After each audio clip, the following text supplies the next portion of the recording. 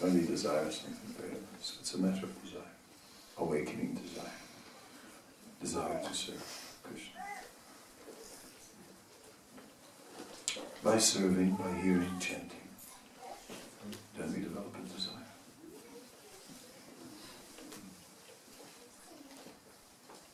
Other Krishna.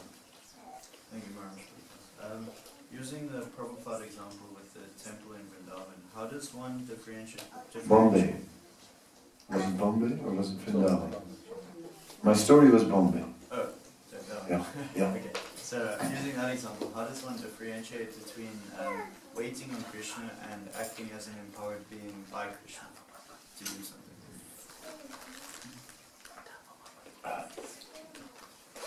Yeah, we're never turning to Krishna directly. We're always serving the servant of Krishna. So in that way, we're sure. It's our spiritual master, the via media to Krishna, or the Siksha Gurus, the via media to Krishna, who will just tell us. So therefore, if in doubt, we get it confirmed by Guru, Sadhu and Shastra. Then alone, we'll never figure it out. More questions? You said, well, I want to ask, is it really possible to face fear without fear? You mentioned it's something I never thought of, but is it really possible? Yeah, it's really possible. That's we see that's why Srila Prabhupada is called Abhay Charanaravinda, fearless one. He's fearless. Abhay was his name. And he was fearless. One can be fearless if we have that trust in God. Not just a little, but really deep trust. That we completely see that whatever is coming from Him. If I am destined to die, it's only my body that will die. I will not die. I will continue. I have never acted against His will. If one knows, I have not acted against His will. Maybe in the past, but from the point where one says, now I'm yours. Then only acted according to His will. Then one is faultless. Then why is there fear? Then when we have to die, then there's no fear. But when we have acted against the will of God, that's where then there will be fear when death approaches. I mean, this is the ultimate fear. See, many things are fearsome, but it's ultimately death that makes it fearsome. Whether it's the storm, or whether it's a hijacker, or whether it's a disease, whatever. So, the more we turn to God, the more we become fearless. It's not like that. But I guess, well, I mean, I got that disease, right? I was thinking about it, you know. I was thinking, well, I try to be a good person. I made some mistakes. I mean, plenty. I make mistakes every day. You know. But not intentionally. So I said, that will be excused. So I don't have to.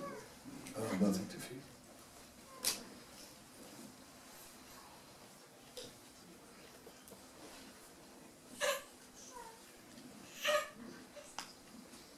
Yeah, so I take it that at the end of life, this is what someone should do. I mean, retirement is not for playing, you know, playing chess or just... No, retirement is a very serious time, because it's the time to prepare. See, now we are preparing towards the end, whether it's 20 years or what, or 2 years, or... You know, like we're both similar age and similar history, this, that. then you think, like, you don't know. 2 years, 20 years, but so now's the time to say, okay, let me get ready to meet the Lord. Let me be with everything sinful must go.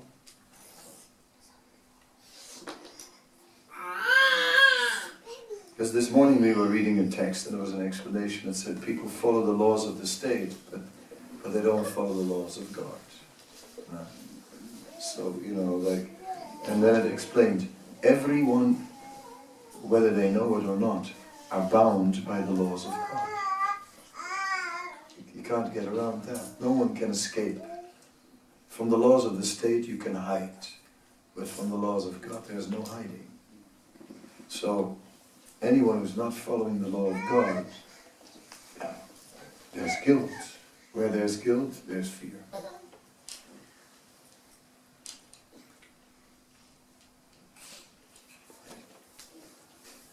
Thank you. Other questions?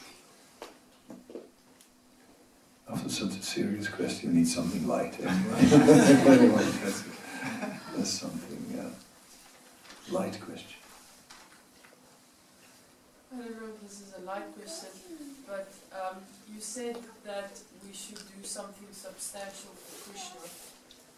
So my question is more indirectly related. If you can only do something substantial for Krishna when you have the reserves inside of you to do something for Krishna. So my question is, how do you strike a balance between serving the servants of Krishna and also keeping enough space to not serve yourself but to survive. To survive, not only survive, nourish to yourself. to nourish yourself. Where's that balance?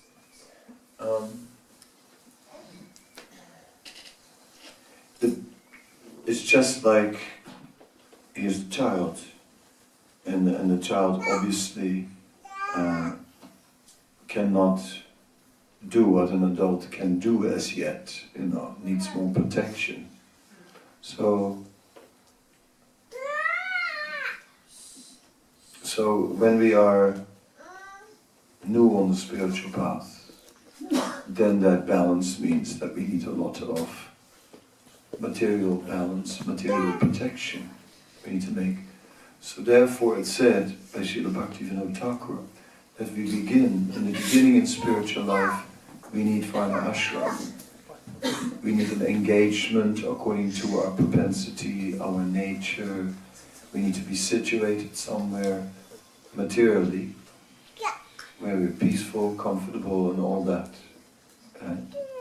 And then, over time, then we can make more sacrifice in these things. And just, you see, like Prabhupada himself, this is a life of complete sacrifice. Total sacrifice. In the Juna Maharaj, that's a life of sacrifice. He's just powering away. Health issues or not. It doesn't make any difference. I was getting tired. Yeah, we were in Germany, getting exhausted. In Berlin, he was powering away. And then it was Woodstock. So we can see how as a person develops more desire to please Krishna, that it can just push much more and just do so many things. One person then can do so many things. So it's like that. So the balance will shift. What's the balance for a child? It's not the same balance as for an adult. So according to our level of advancement. will be different. But in the beginning, it's very important that we keep, and the beginning can be many, many years. So it's very important that we keep a good supportive arrangement. And a good supportive arrangement, that we have a home that nourishes us. That we have association that is positive, that we, all these things one has to think of to find a nourishing situation, as much as the world allows. And where the world doesn't allow, Trinadapi Sumicena, we must be more tolerant than a tree.